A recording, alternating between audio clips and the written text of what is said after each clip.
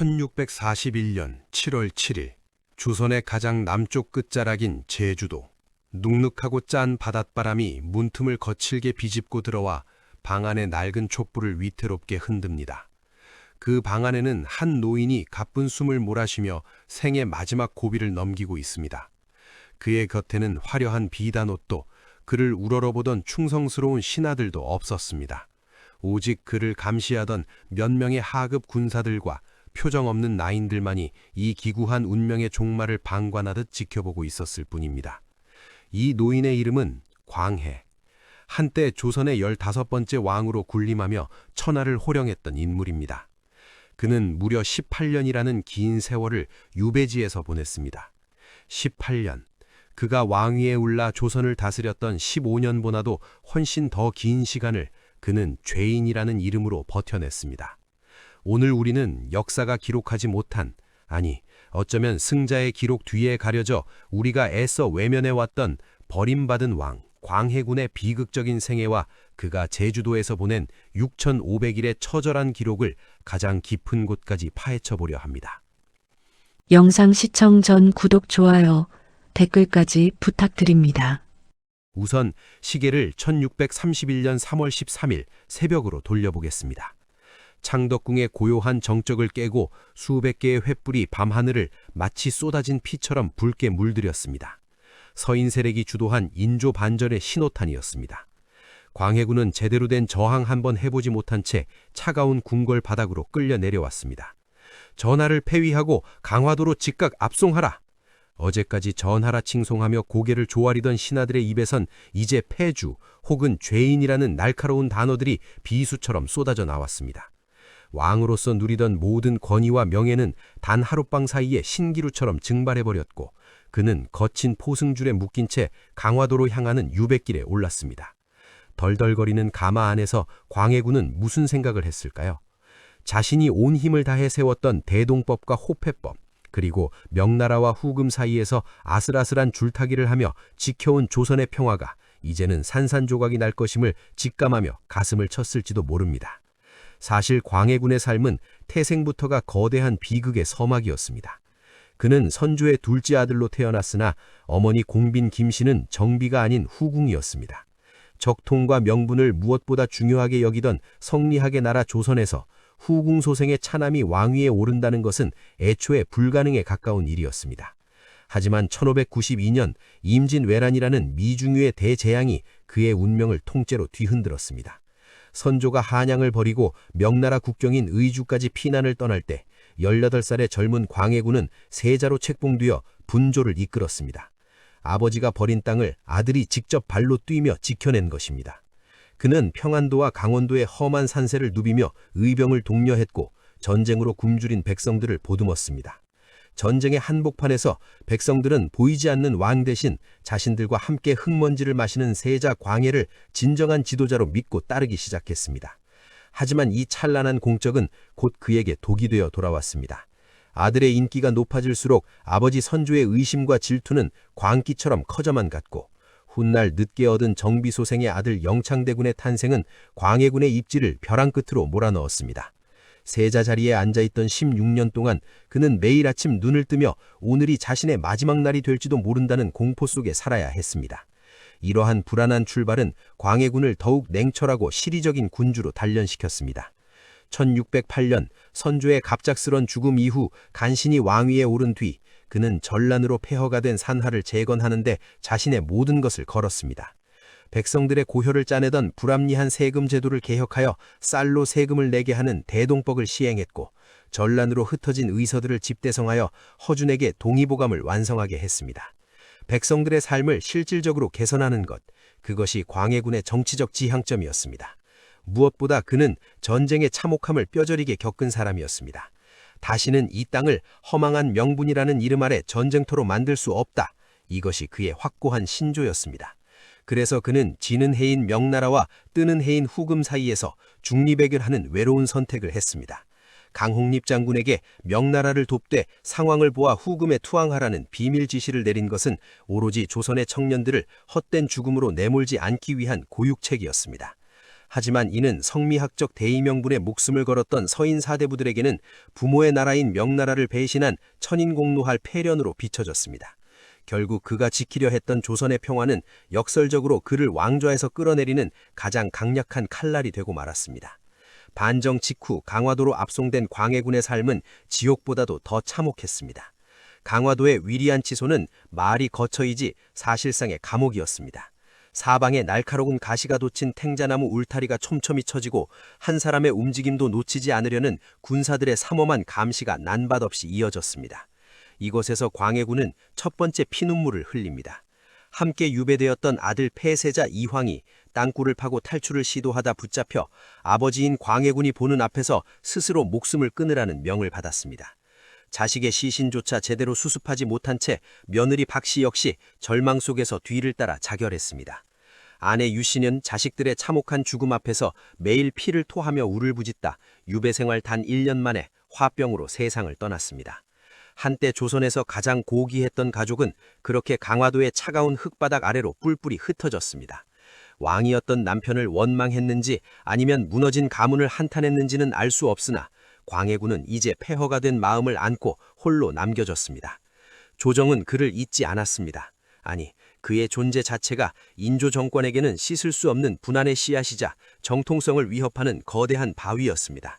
1624년 이괄의 난이 터졌을 때 반란군이 광해군을 다시 복위시키려 한다는 소문이 도성 전체에 파도처럼 퍼지자 인조 조정은 경악했습니다. 폐주를 더 멀리, 더 안전한 곳으로 격리하라. 광해군은 다시 태안으로 또다시 강화도로 짐짝처럼 옮겨 다녀야 했습니다. 이 거친 여정에서 그를 전하라 부르는 이는 단 한 명도 없었습니다. 이봐 영감, 어서 빨리 걷지 못해. 호송하는 말단 병사들의 거친 말투와 조롱 섞인 시선이 한때 조선의 태양이었던 그의 가슴을 갈갈이 찢어 놓았습니다. 그는 길가에 핀 들꽃 하나, 지나가는 바람 소리 하나에도 자신의 처지를 투영하며 긴 탄식을 내뱉었습니다. 시간은 무정하게 흘러 광해군의 나이도 어느덧 60을 훌쩍 넘겼습니다. 1637년 조선 역사상 가장 치욕스러운 사건인 병자호란의 항복 소식이 유배지의 높은 담장을 넘어 들려왔습니다. 인조는 남한상에서 내려와 삼전도에서 청나라 황제에게 3번 절하고 9번 머리를 조아리는 삼배 구두례를 행했습니다. 광해군이 자신의 왕위와 목숨을 걸고 막으려 했던 그 전쟁, 그리고 그 굴욕적인 파국이 결국 현실이 된 것입니다. 그 소식을 전해 들은 광해군은 과연 어떤 표정을 지었을까요? 내 말을 들었더라면 하는 탄식이었을까요? 아니면 무능한 후임자를 향한 비웃음이었을까요? 하지만 역사는 그에게 슬퍼할 시간조차 주지 않았습니다. 인조 정권은 청나라의 기세와 내부의 불만을 잠재우기 위해, 그리고 폐주를 지지하는 세력의 싹을 완전히 자르기 위해 마지막 결단을 내립니다. 폐주를 조선에서 가장 멀리 떨어진 섬 제주도로 유배하라. 당시 제주도는 단순히 먼 섬이 아니었습니다. 한 번 들어가면 살아서 나오기 힘들다는 절망의 땅이었습니다. 62세의 노구가 된 폐위된 왕에게 그곳은 생의 마지막 점을 찍으라는 선고와 같았습니다. 광해군은 다시 한번 거친 파도가 치는 바다로 나아갔습니다. 배 안에서 그는 자신이 겪었던 15년의 영광과 14년의 고통을 되새겼을 것입니다. 하지만 그에게 기다리고 있는 것은 제주도의 거친 바람보다 더 혹독한 인간적인 멸시와 외로움이었습니다. 이제 곧 펼쳐질 제주도에서의 4년, 그 1500일의 처절한 기록이 조선 역사상 가장 슬프고도 위험 있는 한 인간의 최후를 보여주게 될 것입니다. 1637년 초여름, 광해군은 다시 한번 흔들리는 거친 배에 몸을 싣습니다. 인조 조정의 호송 관리들은 그가 밖을 내다보지 못하도록 눈을 가리고 배 주변을 두꺼운 천으로 겹겹이 둘러쳤습니다. 끝이 얼는지 알 수 없는 파도 소리만이 고막을 때리는 어둠 속에서 그는 자신이 죽음을 향해 가는지 아니면 더 깊은 지옥의 나락으로 떨어지는지 알 수 없었습니다. 며칠간의 사투 같은 항해 끝에 도착한 곳은 조선의 끝자락 제주도였습니다. 62세의 노구가 된 폐위된 왕에게 제주의 칼바람은 정수리를 때리는 매서운 칼날 같았습니다. 그는 제주 읍성 안의 좁고 습한 초가집에 유폐되었습니다. 이것이 그가 보낼 마지막 6570일, 즉 18년이라는 긴 세월을 머물 최후의 장소였습니다. 제주도에서의 생활은 인간으로서 감당하기 힘든 모욕과 휴치의 연속이었습니다. 한때 구중궁궐의 주인으로 산해진미를 맛보던 그는 이제는 나인들과 하급 관리들의 눈치를 보며 식사조차 구걸하듯 해야 했습니다. 당시 기록에 따르면 제주도의 나인들은 광해군을 멸시하며 대놓고 영감이라 불렀고, 반찬이 입에 맞지 않는다며 가볍게 투정을 부리는 그에게 상상을 초월하는 조롱을 퍼부었습니다. 폐주가 된 주제에 아직도 입맛은 왕인 줄 아시네. 라는 모욕적인 핀잔을 그는 고개를 숙인 채 묵묵히 받아냈습니다. 한때 국정을 논의하고 나라의 운명을 결정했던 그의 귀한 손은 이제 습기 찬 방 안의 땔감을 정리하고 구질구질해진 옷을 여미는 데 쓰였습니다. 권력의 최정점에서 바닥까지 떨어진 한 인간이 겪어야 했던 그 비참함은 육체적인 고통보다 훨씬 더 깊은 상처를 그의 영혼에 남겼습니다. 하지만 광해군은 쉽게 무너지지 않았습니다. 그는 제주도라는 척박한 땅에서 무려 4년을 더 버텨냈습니다. 그를 지켜본 제주 사람들은 광해군이 가끔 초가집 마당에 나와 먼 북쪽 하늘을 넋을 놓은 채 멍하니 바라보곤 했다고 전합니다.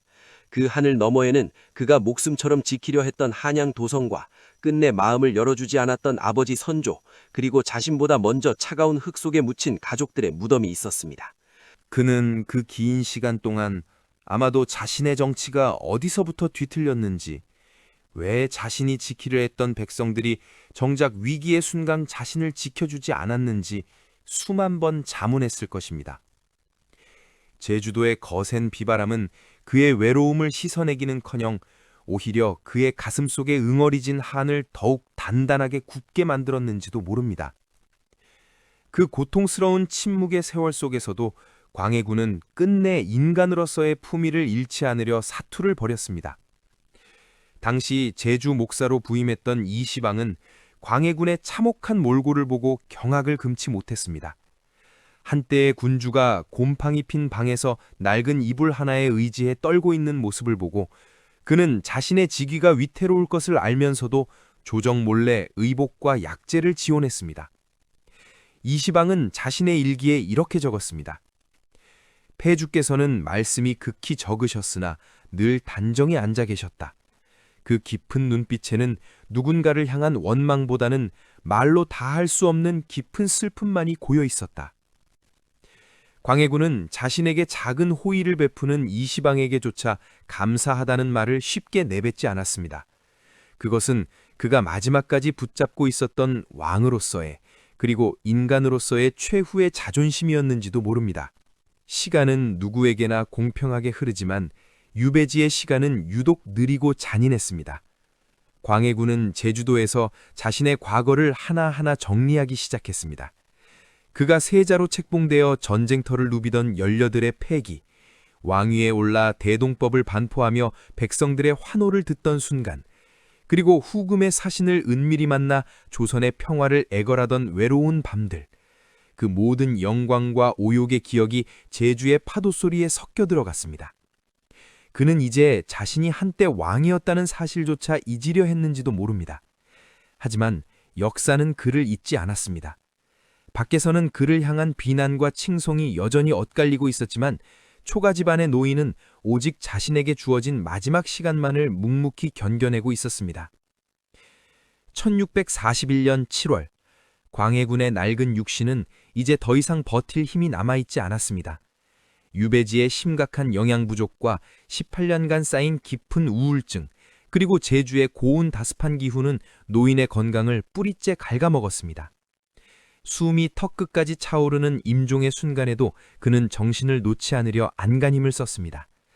자신의 종말을 직감한 그는 곁을 지키던 관리에게 마지막 힘을 다해 유언을 남깁니다. 그 유언은 왕의 권위를 되찾겠다는 외침도 자신을 몰아낸 이들을 향한 저주도 아니었습니다. 내가 죽거든 절대로 나를 왕릉에 묻지 않아. 그저 내 어머니 공빈 김씨의 발취에 묻어다오. 살아서는 왕이라는 자리에 묶여 효도하지 못했고 죽어서라도 어머니의 따뜻한 발취에서 조용히 잠들고 싶다는 한 인간의 간절하고도 소박한 고백이었습니다. 평생 정통성 문제로 고통받았던 그가 마지막에 찾은 곳은 결국 권력이 아닌 어머니의 사랑이었습니다. 1641년 7월 1일, 마침내 광해군은 66의 나이로 파란만장했던 생애 마침표를 찍었습니다. 조선왕조실록은 그의 죽음을 마치 남의 일인 양 단 몇 줄로 차갑게 기록했습니다. 폐주 광해군이 제주에서 졸혀였다. 그가 이 땅에 남긴 15년의 치열했던 치적과 18년의 고통스러운 인고의 시간이 단 한 문장의 활자로 지워져 버린 허무한 순간이었습니다.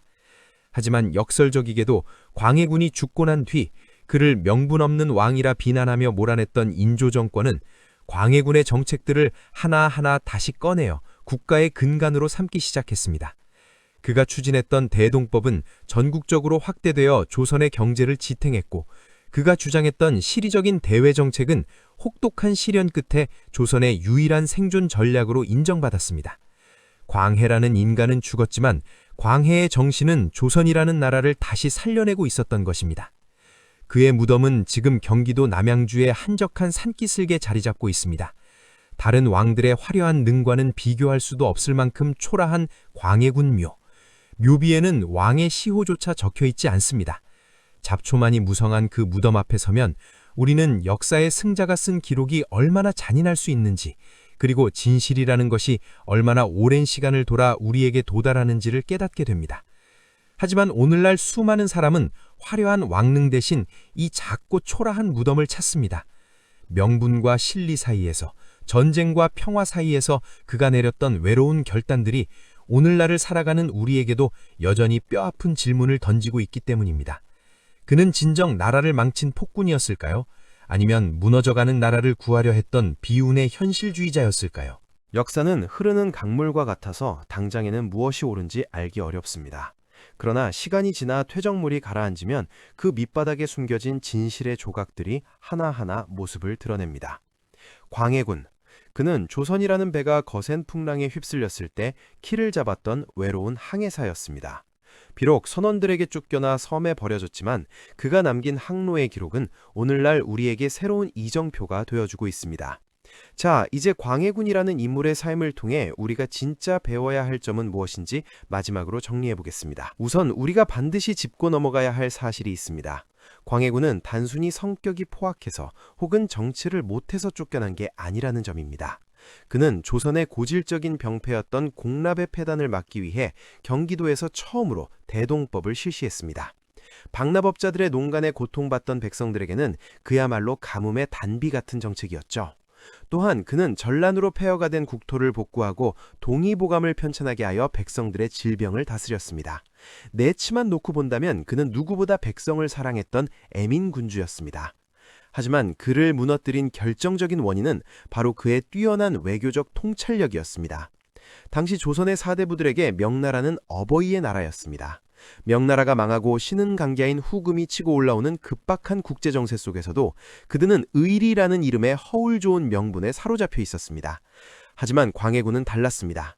임진왜란의 참상을 몸소 겪으며 왕세자로서 전장을 누볐던 그는 전쟁이 얼마나 끔찍한지, 그리고 힘없는 나라의 백성들이 어떤 대가를 치러야 하는지 누구보다 잘 알고 있었습니다. 강홍립에게 명을 내려 후금에 투항하게 하고 시리적인 중립외교를 펼쳤던 것은 비겁함이 아니라 처절한 생존 본능이었습니다. 명나라를 배신했다는 비난을 감수하면서까지 그는 조선의 청년들을 죽음의 구렁텅이로 몰아넣지 않으려 했던 것입니다. 만약 그가 조금만 더 유연한 정치력을 발휘해 반대파를 포용했거나 혹은 그가 조금만 더 깨어있는 인물이었다면 그의 말년은 어떠했을까요? 아마도 그는 인조반정이라는 비극을 겪지 않았을지도 모릅니다. 그러나 역사는 냉혹했습니다. 서인 세력은 광해군을 폐모살제, 즉 어머니를 폐하고 형제를 죽였다는 윤리적 결함을 명분 삼아 끌어내렸습니다. 왕의 자리에서 쫓겨난 광해군은 강화도를 거쳐 제주도라는 낯선 땅으로 유배되었습니다. 한때 천하를 호령하던 절대 권력자가 좁은 위리안치 구역 안에서 띠니를 걱정하며 늙어가는 그 심정을 말입니다. 기록에 따르면 유배지의 포졸들이나 시중을 들던 종들조차 광해군을 영감이라 부르며 함부로 대했다고 합니다. 하지만 그는 묵묵히 그 멸시를 견뎌냈습니다. 어쩌면 그는 자신을 버린 조선의 산천을 바라보며 자신이 지키려 했던 그 백성들이 다시는 전쟁의 포화 속에 던져지지 않기를 기도했을지도 모릅니다. 하지만 안타깝게도 그가 우려했던 일은 현실이 되었습니다. 광해군을 몰아내고 정권을 잡은 인조와 서인 세력은 명나라를 받들고 후금을 배척하는 정책을 고수하다가 결국 정묘호란과 병자호란이라는 미직류의 비극을 불러왔습니다. 삼전도에서 인조가 청나라 태종 앞에 무릎을 꿇고 3번 절하고 9번 머리를 조아리는 굴욕을 당했을 때 제주도의 유배지에 있던 광해군은 과연 무슨 생각을 했을까요? 내 말이 맞지 않았느냐며 비웃었을까요? 아니면 피눈물을 흘리며 도탄에 빠진 강산을 걱정했을까요? 아마 후자였을 겁니다. 그는 비록 폐위된 왕이었지만 죽는 순간까지 조선의 안위를 걱정했던 이 나라의 국왕이었기 때문입니다. 오늘날 우리가 광해군을 재조명하는 이유는 명확합니다. 21세기 대한민국을 둘러싼 국제정세 역시 400년 전 광해군이 마주했던 상황과 크게 다르지 않기 때문입니다. 강대국들의 패권 다툼 사이에서 우리는 어떤 선택을 해야 할까요? 명분이라는 이름의 감상주의에 젖어 현실을 외면할 것인가? 아니면 실리라는 이름의 냉철한 이성으로 국익을 최우선으로 할 것인가? 광해군이 400년의 시간을 뛰어넘어 우리에게 던지는 질문은 바로 이것입니다. 광해군의 묘소 앞에 서면 우리는 승자의 기록 뒤에 가려진 패자의 진심을 보게 됩니다. 역사는 그를 왕으로 인정하지 않아 능이 아닌 묘라는 이름을 붙였고 시호조차 허락하지 않았습니다. 하지만 백성들의 마음속에서 광해군은 이미 오래전부터 진정한 왕으로 복권되어 있었습니다. 그가 실시한 대동법이 조선 후기 경제를 살리는 기틀이 되었고 그가 끝까지 지키려 했던 중립 외교의 지혜가 오늘날 대한민국의 생존 전략으로 이어지고 있다는 사실이 이를 증명합니다. 역사는 때때로 정의로운 자의 편이 아닐 수도 있습니다. 하지만 진실은 결코 영원히 잠들지 않습니다. 비운의 천재, 외로운 현실주의자, 그리고 시대를 앞서갔던 비운의 군주 광해군. 비록 그의 육신은 남양주의 차가운 흙아래 잠들어 있지만 그가 남긴 시리적인 통찰과 백성을 향한 진심은 2025년 오늘을 살아가는 우리들의 가슴 속에 살아 숨쉬고 있습니다. 여러분은 오늘 광해군의 마지막 이야기를 들으며 어떤 생각이 드셨나요? 그는 정말 나라를 망친 폭군이었을까요? 아니면 시대를 잘못 만난 구국의 영웅이었을까요? 판단은 여러분의 몫입니다. 다만 한 가지 확실한 건 우리가 광해라는 거울을 통해 과거를 비추어 볼 때 비로소 험난한 미래를 헤쳐나갈 지혜를 얻을 수 있다는 사실입니다. 긴 시간 동안 조선의 가장 아픈 손가락이자 가장 찬란했던 외교가였던 광해군의 생애를 함께해 주셔서 감사합니다. 역사의 소용돌이 속에서 자신만의 길을 걸었던 광해군처럼 여러분도 세상의 풍파에 흔들리지 않는 여러분만의 중심을 잡으시길 바랍니다. 오늘 준비한 이야기는 여기까지입니다. 내용이 유익하셨다면 구독과 좋아요 부탁드리고요. 저는 다음번에도 여러분의 지적 호기심을 자극할 더 깊고 흥미로운 역사 이야기로 돌아오겠습니다. 지금까지 지식의 소용돌이 시청해주셔서 감사합니다.